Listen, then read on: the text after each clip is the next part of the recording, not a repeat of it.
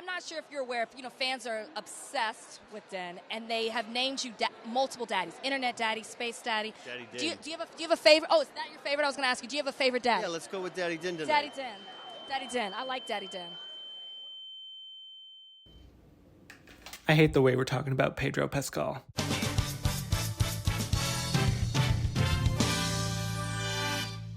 Are you guys also a little concerned with how we're treating American celebrities that go mainstream now? Because they always seem to be following a very familiar process. Oh my god. By the way, this is my new stepcat, Aioli. She's the new channel mascot, I guess.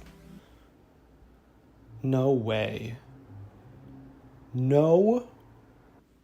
Okay, we're gonna improvise.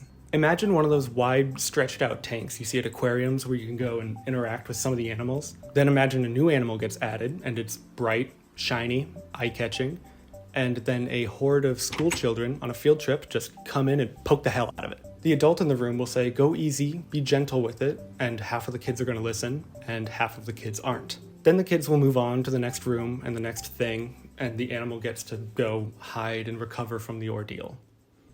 I'm going to wrap up the metaphor now. Pedro Pascal is the animal. We are the kids. The media engagement is poking, and except this time, anyone with a Wi-Fi password can tune in and poke the animal if they want to.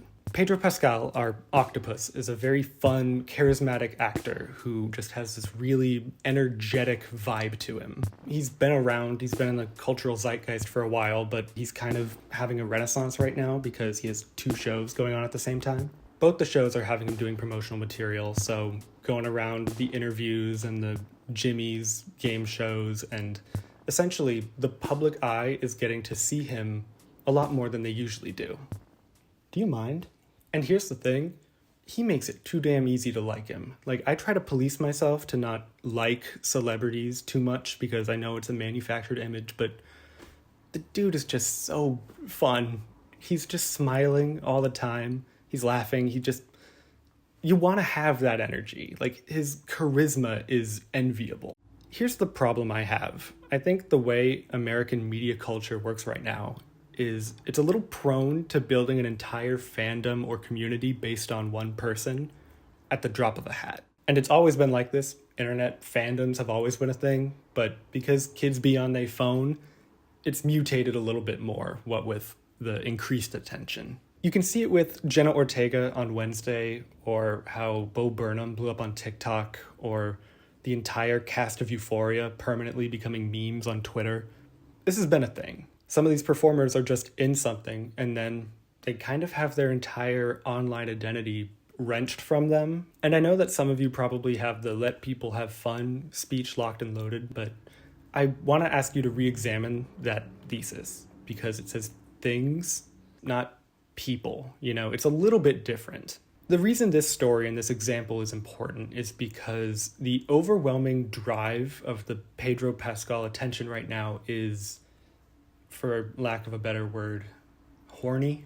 In one of the press tour interviews, Pedro was asked about the people who were already calling him a heartthrob, and he plays along with it and accidentally spurs a brand new audience. Who's a bigger daddy, you or this man, Oscar Isaac? I'm a bigger daddy than him. I'm older than him. Although he's a real daddy. He's got kids and I don't. But daddy is a state of mind, you know what I'm saying? I'm your daddy. Is it funny? Yes. But the consequences, endless. The Pedro Pascal daddy meme. It's not that I don't understand it. He's built like one and he often plays dads. And there's no judgment on the people who are genuinely into him like that, because I get it.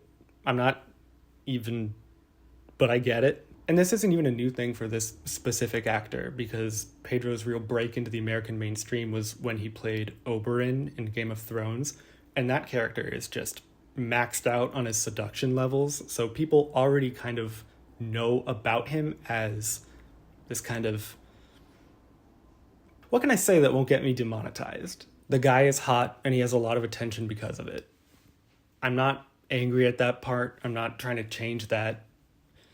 In general, I just have a problem with objectifying people, and I think that makes sense. I don't think it really shows someone a ton of respect to glamorize what they are instead of what they do. When it becomes trendy to view someone in an openly thirsty way, I think all it does is reinforce the idea that, like, you can do this to people. It makes me a little worried that people are going to interpret this as an okay way to address the people in their regular lives, not just internet actors. But the main problem is that, at the very least, this entire thing will encourage media outlets to ignore every professional boundary and just focus on what's popular. Would love if you could read a few thirst tweets that the internet has for you. You can read them to camera.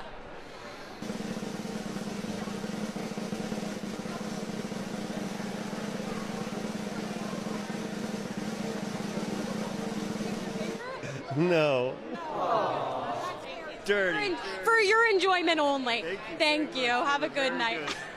I hope you also see this, but when I watch this clip, I can't buy into the meme anymore. All I see is someone kind of seemingly coming out of nowhere and thrusting a screen full of other people objectifying you into someone who's kind of just doing their job. And this is the real problem I have, because he didn't ask for it. Like, these interviews probably prep him ahead of time on the type of questions they're going to ask, but it's become so popular that people are just launching themselves at him and being like, the internet's horny for you, what do you think? I don't blame the people who are genuinely into him, and I don't blame the people who are sharing and liking the memes, because that's how the internet works. My problem is with the specifically objectifying comments being stripped from their context by media outlets who are really just looking for engagement by following a trend. That's the problem I have. And if what we're doing is causing that, I think it needs to be re-examined. Thankfully, a lot of the reactions to this clip specifically are in agreement that the no context, no warning, launching at someone with this was a step too far. Now, the people who are defending this kind of treatment towards Pedro Pascal have a few basic arguments for it. I've seen them point out that he's never said anything against it, or how he's the one who sometimes will bring it up, or how the entire tabloid industry is built off the same concept, specifically when targeting women. And I do think that most of those are good points, because it's true he's never said anything against it. He's usually rolled with the punches and kind of joked with us about it. I think this clip was the first time people saw genuine discomfort or surprise, and I think that's what helped this conversation kind of take off. And I wanted to make sure that I'm not just in my head about this one, because that's very possible, so I did a little crowdsourcing. I asked some of my patrons if they had anything to add to the conversation, and luck clued me in on how this specific example went across the usual age boundaries that you see with this, which kind of explains its prominent boom. We didn't see this exact kind of widespread response to Wednesday or any of the other shows that took off like this. And maybe that's it. Maybe the demographic range being a little bit wider than usual would explain why this whole thing took off. And there is also the fact that a lot of foreign men are kind of fetishized by Western audiences. And you also have to acknowledge the fact that because there's a lot of men being outed as abusers, having a seemingly safe one makes it seem like a commodity that you have to cling to. I do want to explore these thoughts further, but I'm probably not the best mouthpiece to try and take charge on it, so I'm actually interested in listening to the people who are a bit more qualified than me on this. But as for now, I do think it's okay that we can at least point it out and acknowledge that these factors might be in play. I do think there is a bubble between the really young people online and maybe the elder millennials. There's that kind of safe space that I do think has been approaching the whole celebrity worship question with a bit more nuance and integrity. And I do really hope that this can catch on with some of the younger generations, because the way, especially on TikTok, people are building up these niche micro-influencers, that's got to be addressed at some point. The point I'm trying to make is maybe this is a unique case. Maybe Pedro's wide-reaching appeal just caught people off guard and distracted them. But overall, I tend to hope that we're better than this. We can't stop this objectification from happening online. You're way outnumbered in that argument. But I do think we can intervene when we experience it in person, whether it's about celebrity culture online or with regular people. I don't think that the people in our lives are immune to that kind of pattern, My brain is broken today. I should not be making a video. Maybe if your friend is expressing those thoughts about someone a little too often, just remind them that it's a real octopus in there, not a toy. So be gentle and go easy. We should remain aware and engage, but not indulge with celebrating these people. And just don't tap on the glass. It's not a perfect metaphor. It's not even a good one. Final thoughts. I love Pedro Pascal in a normal way, and he's a 10 out of 10 actor. If you want to see his work, he's in one show right now that's really good, and I wholeheartedly recommend. And he is also in one that I like a little bit less. Shoot it!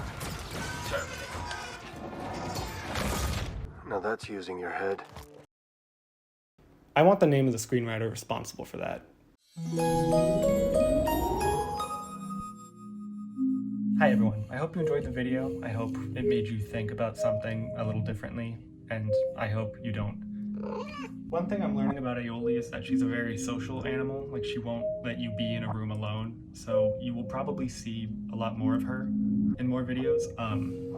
Hopefully we'll do some voice training. Feel free to do all of the YouTube engagement stuff, the liking, the commenting, the subscribing. Those little engagement boosts help me out a little bit, so if you want to throw some support my way, that's a very easy way to do it. Also, these names you're seeing are my patrons, who I appreciate and adore very much. Look at all those names. Most of them are pretty good. Most of them.